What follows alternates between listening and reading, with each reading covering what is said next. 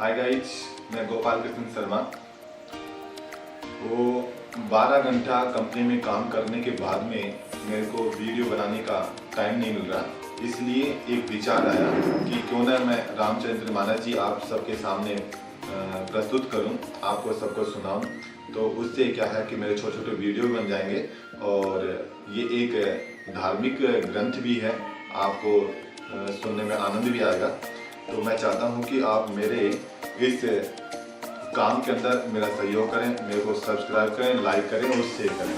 आज से मैं रामचरित मानस जी का शुरुआत कर रहा हूं, तो संपन्न होने तक आप मेरे पास बने रहें और प्रतिदिन मैं इसमें 10 पद मैं आपको सुनाऊंगा और वो आप ये 10 पद ध्यान से सुनें और हमेशा मेरा सहयोग करें, मेरे को लाइक करें, शेयर करें, सब्सक्राइब करें, क्योंकि मेरे को टाइम नहीं मिल रहा ना, इस वजह से। और संडे को टाइम मिलेगा, उस दिन मैं कोई दूसरा वीडियो आपके सामने पेश करूँगा। जब तक के लिए आप रामायण जी में ही मेरा सुनने में सहयोग करें। वारणानां धरम संघानां रसानां छन्दसमवपि मंगलानां च कर्तारो वंदे वाणी विनायको। इसका अर्थ क्या हुआ? अक्षर अर्थात वर्ण, हिंदी के जो अक्षर होते हैं वो अक्षर, और अर्थ समूह अर्थात जो हम बातें कर रहे हैं उनका अर्थ क्या हुआ, उनका समूह, ठीक है। और रस, ये हिंदी के साहित्य है, हिंदी के साहित्य है, ये रस है, छंद है, अलंकार है, वो सब हिंदी में होते हैं। तो अक्षरों, अर्थ समूह, रसों, छंदों और मंगल को करने वाली माँ सरस्वती जी और गणेश भगवान की मैं वंदना करता हूँ रामायण जी स्टार्ट होने से पहले, ठीक है। और ये सब भगवान लड्डू गोपाल जी और बालाजी की कृपा से सब हो रहा है, तो आप इसमें मेरा सहयोग करें। दूसरा, भवानी शंकरो वंदे श्रद्धा विश्वास रूपिणो याभ्याम विना न पश्यन्ति सिद्धा स्वास्थ्यस्तम ईश्वरम। इसका मतलब क्या हुआ? श्रद्धा और विश्वास के स्वरूप, है ना। श्रद्धा मतलब होता है आस्था और विश्वास, ठीक है भाई।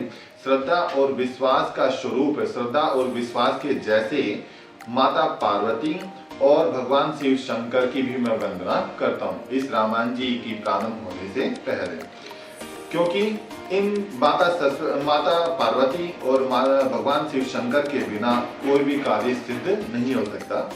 और इन्हीं के कारण भगवान जो सिद्ध जन है, जो सिद्ध जन बोले तो महान तपस्वी जो लोग हैं ना, वो लोग भी सभी प्राणियों के अंदर भगवान निवास करते हैं, लेकिन वो सिद्ध जन, वो तपस्वी लोग भी अपने हृदय में निवास करने वाले उस भगवान को पहचान नहीं पाते, महसूस नहीं कर पाते। लेकिन माता पार्वती और शिव शंकर की आस्था से, उनकी भक्ति के द्वारा हम उस शक्ति प्राप्ति कर सकते हैं। इसमें यही लिखा है, ठीक है।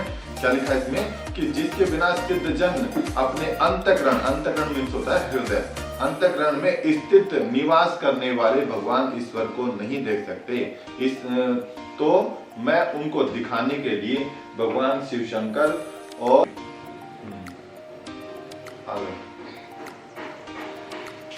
वंदे बोध्यम नित्यम गुरु शंकर रूपिणम याम आश्रितो ही वक्रो अपि चंद्र सर्वतः वंदते।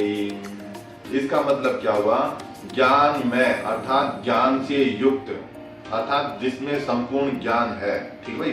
ज्ञान में नित्य शंकर रूपी गुरु जी की भी मैं वंदना करता हूँ, अर्थात मेरे पास में यहाँ पर कोई गुरु जी नहीं है, तो भगवान शिव शंकर को ही मैं अपना गुरु समझता हूँ, उनको ही मैं मानता हूँ और उनकी मैं वंदना कर रहा हूँ, उनकी ही मैं प्रार्थना कर रहा हूँ। जिनके आश्रित होने से तेरा चंद्रमा भी सर्वत्र वंदनीय होता है।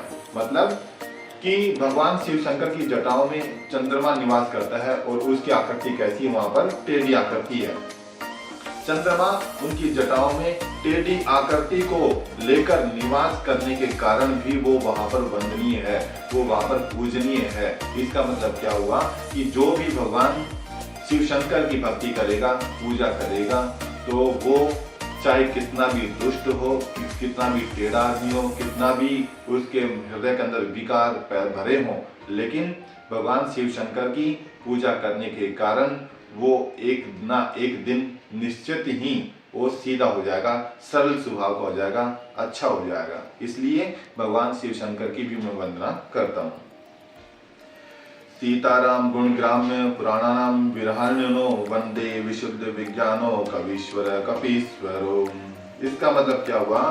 श्री सीताराम जी के गुण समूह रूपी पवित्र वन में विहार करने वाले विशुद्ध विज्ञान संपन्न कवीश्वर वाल्मीकि जी और कपीश्वर हनुमान जी की मैं वंदना करता हूँ। अर्थात भगवान माता सीता और भगवान श्री राम जी की पूजा करने वाले कौन?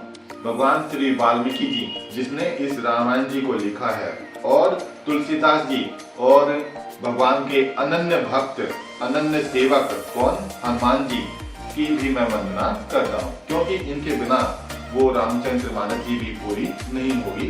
उनका आशीर्वाद होगा तो ये रामचरित मानस जी पूरी होगी।